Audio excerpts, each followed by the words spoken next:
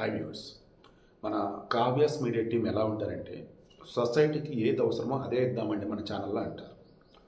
Morning నాగబాబుకు సంబంధించి MLC పదవా MP పదవా ఏంటి అన్న డిస్కషన్ ఉంది. అది డిస్కస్ చేస్తుంటే అది ఈవినింగ్ అని ఇద్దామండి, ఇమీడియట్ కల్పనది అయితే ఇవ్వండి. ఆమె స్టార్ సింగర్, కొన్ని వేలకు పైగా పాటలు పాడారు. ఆమె చనిపోవాలనుకోవటం ఏంటండి అని అన్నారు.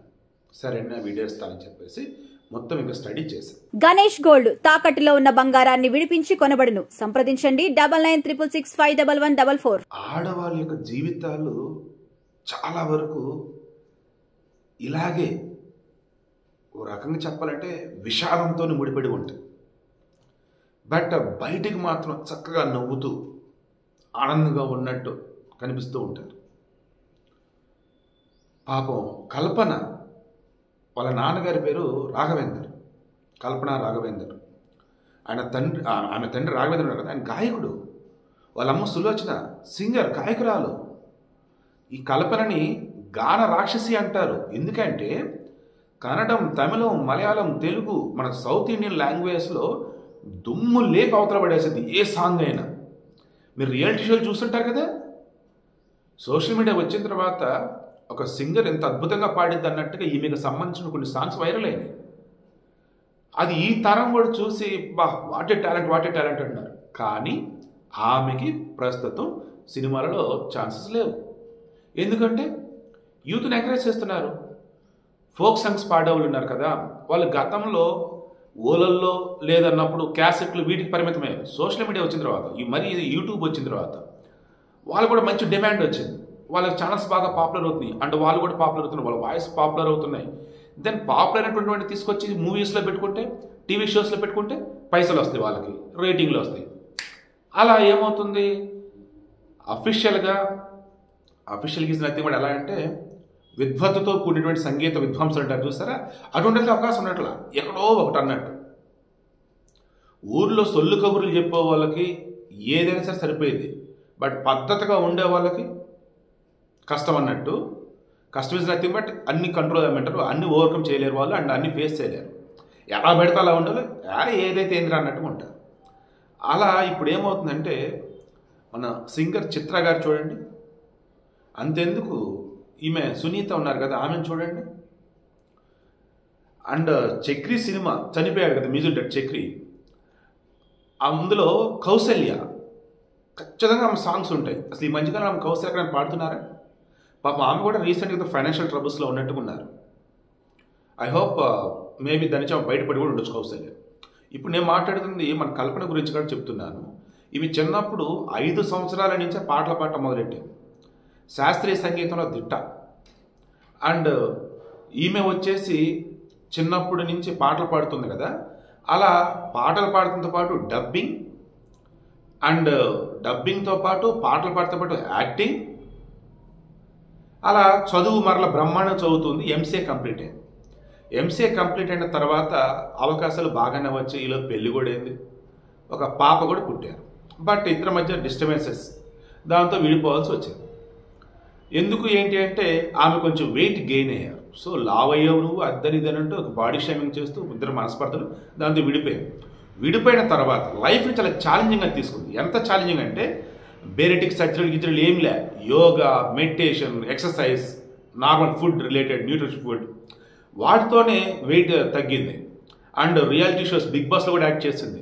అవకాశాలు పుష్కలంగా వచ్చినాయి. మొత్తం ఒకనొక మూమెంట్లో ఆమె చనిపోవాలని అనుకున్నారు. ఆ మూమెంట్లో సింగర్ చిత్ర డిప్రెషన్కు లోనైపోతూ అవకాశాలు లేక నానా రకాలకు ఇబ్బంది పడుతున్న మూమెంట్లో ఇక చనిపోవాలని ఉంది నాకు, ఇక్కడ ఎందుకు ఈ లైఫ్ అని చెప్పేసామంటే అది సింగర్ చిత్ర గారితో షేర్ చేసుకున్నప్పుడు సింగర్ చిత్ర గారు ఉండి ధైర్యం చెప్పి, నీకు మేము ఉన్నాం, నీకు దగ్గర మంచి టాలెంట్ ఉంది, నీలాంటి వాళ్ళు అరుదు, ఆగు అని చెప్పేసి మలయాళంలో ఒక టీవీ షోలో ఈమెకి అవకాశం కల్పిస్తే బౌన్స్ బ్యాక్ అయ్యారు. ఏ రకంగా తను ప్రూవ్ చేస్తున్నారు. ఆ తర్వాత మన తెలుగులో కూడా కొన్ని షోస్ సింగర్గా వచ్చేసి బోల్డైన అవకాశాలు. నాకున్న సమాచారం మేరకు 3000కు పైగా పాటలు పాడారు ఆమె. అరే ఒక్కొక్క పాట కనీసం 1,00,000, దాన్ని 3000 పాటలు అంటే అప్పుడు ఎంత అండి? కనీసం 30 కోట్లు ఉండాలి. ఉన్నాయంటే లేవు, ఎందుకంటే వాళ్ళకుంటే ఖర్చులు ఆ రకంగా ఉంటాయి. సో ఆ ఖర్చులని ఓవర్కమ్ చేయాలి అన్నప్పుడు డబ్బు రావాలి. మరి డబ్బు ఎలాగా? పాటలు తప్ప ఆమెకు వేరేది కాదు. అండ్ యాక్టింగ్ అండ్ రియాలిటీ షోస్లో జడ్జిగా. ఇక్కడ కూడా ఏమవుతుంది, మరలా రియాలిటీ షోస్ రిమైనింగ్ వాటి కూడా మళ్ళీ ఎవరెవరో తీసుకొస్తూ ఉన్నారు. టీవీలో అయినా సినిమాలో అయినా వాళ్ళు ఎవరికైనా ఒక అవకాశం ఇస్తున్నారంటే మనకేంటి ఉపయోగం అన్నట్టు ఆలోచిస్తారు. ఇప్పుడు పాపం ఏమో సరైన అవకాశాలు లేవండి. దాంతో ఫైనాన్షియల్ బాగా ఇబ్బందులో ఉన్నారంట. దెన్ ఇక చనిపోయి చెప్పి నిర్ణయం తీసుకుంది. అదే ఇక్కడ మనకు తెలిసింది. వాస్తవానికి ఆమె రెండో పెళ్లి కూడా చేసుకున్నారు. అతని పేరు ప్రసాద్. అతను ప్రజెంట్ చెన్నైలో ఉన్నారు.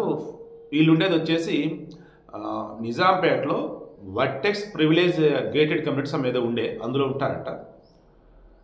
గేటెడ్ కమ్యూనిటీ అన్నప్పుడు మొత్తం చెక్ చేస్తుంటారు, చూస్తూనే ఉంటారు ఎవరెవరు ఏమేం చేస్తారు ఏంటి అని చెప్పేసి. 2 రోజులుగా ఆమె తలుపులు తీయలా. ఇదేంటి అసలు అని వాళ్ళ హస్బెండ్కి ఫోన్ చేస్తే ఆయన ఫోన్ చేసి ఫోన్ రెస్పాండ్ అవ్వకపోతే ఇంక భయం వేసి తలుపులు పగలగొట్టేసని చెప్పి పోలీసులకు ఇన్ఫర్మేషన్ ఇస్తే పోలీసులు గేటెడ్ కమ్యూనిటీ వాళ్ళు మొత్తం వచ్చి వెనక డోర్ నుంచి వెళ్ళి చూస్తే అపస్మార స్థితిలో ఉంది. ఆగా మేఘల మీద ఆసుపత్రికి పట్టుకెళ్ళారు. వెంటిలేటర్ మీద పెట్టారు. కండిషన్ చాలా సీరియస్ అన్నారు. లక్కీలీ జస్ట్ కొద్దిసేపు క్రితమే హెల్త్ బిల్డ్ రిలీజ్ చేశారు అండ్ స్పృహలోకి వచ్చింది. She is absolutely fine. ఐసీ నుంచి నార్మల్ వాడికి కూడా షిఫ్ట్ చేశారు. ఎందుకు ఏంటి అన్నది ఇక ఆమె చెప్పాలి. ఇప్పటివరకు మనకున్న సమాచారం మేరకు ఫైనాన్షియల్ ట్రబుల్స్. ఈమెలాగే చాలామంది సింగర్స్ కూడా ఫైనాన్షియల్ ట్రబుల్స్లో ఉన్నారంట. బట్ నేను ఎప్పుడు చెప్తాను చూడండి, ఇప్పుడు ₹1 మనం సంపాదించుకునే పొజిషన్ ఇప్పుడు ఉన్నాం. ఆ వచ్చిన రూపాయిని జాగ్రత్తగా ఖర్చు పెడుతూ రిమైనింగ్ దాచుకోండి రేపటి కోసం. అలా దాచుకునే మూమెంట్లో రేపటి రోజు మనకు అవకాశాలు ఉన్నా లేకపోయినా ఆ ఉన్న డబ్బుతో మేనేజ్ చేయవచ్చు, ఎలాగలా బతకవచ్చు. వాస్తవానికి ఈమె జీవితం విషాదాంతం అన్నట్టు అన్నాను కదా. ఏంటంటే ఈమెకి పాప ఉన్నారు కదా, ఈ అవకాశం కోసం అటు ఇటు వెళ్తున్న మూమెంట్లో పాపని వాళ్ళ రిలేటివ్స్ దగ్గర ఉంచి చదివిస్తున్న మూమెంట్లోనే అక్కడ కూడా ఆ పాప మీద లైంగిక వేధింపులు, అక్కడ కూడా బాగా డిస్టర్బ్ అయ్యారు ఈమె. అది కూడా కేసు దాకా వెళ్ళింది. సో ఇలా చెప్పుకుంటూ పోతే ఒక ఆడ మనిషి జీవితం ఒంటరిగా ఉండటం అంటే నరకంతో సమానం అని చాలామంది ఫీల్ అవుతూ ఉంటారు. అటువంటి వారిని మీరు కనుక గమనిస్తారు, ఫస్ట్ వారు చెప్పేది మీరు వినండి. ఇప్పుడు సింగర్ చిత్ర గారికి ఈమె చెప్పింది. అప్పుడు చిత్ర ఏమన్నారు, ఊరుగా కల్పన, నువ్వు మంచి టాలెంట్ ఉంది, గోల్డెన్ అవకాశాలు ఉంటాయి అంటే ఏంటి? ఫస్ట్ కల్పన చెప్పేది చిత్ర గారు విన్నారు అంటే లిజనింగ్. నెక్స్ట్ పిచ్చిదానా నీకేంటే మేమంతా ఉన్నాము అండ్ నీకేం టాలెంట్ ఉంది అంటే అక్నాలజ్, దట్ మీన్స్ గుర్తించారు. ఏమని? నువ్వు బ్రహ్మాండంగా బతకొచ్చు అండ్ ఆ తర్వాత సపోర్ట్, ఎలా అవకాశం కల్పించి మలయాళ పరిశ్రమలో.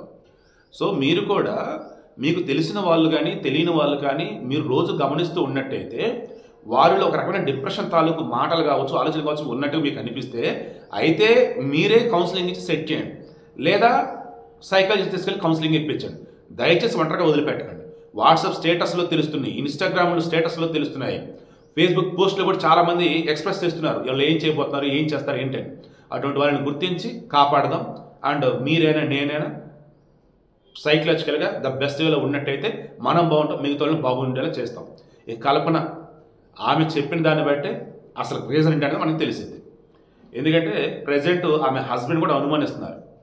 2 రోజులుగా ఆమె అసలు ఏమాత్రం టచ్లో లేకుండా ఉన్నప్పుడు, 2 రోజులుగా అసలు ఇంటి డోర్లు ఓపెన్ చేయనప్పుడు ఒక భర్తగా నీకు బాధ్యత లేదా, ఏమైంది ఏంటి, అండ్ వాళ్ళ పాప ఆమె అసలు ఎక్కడున్నారు ఏంటి.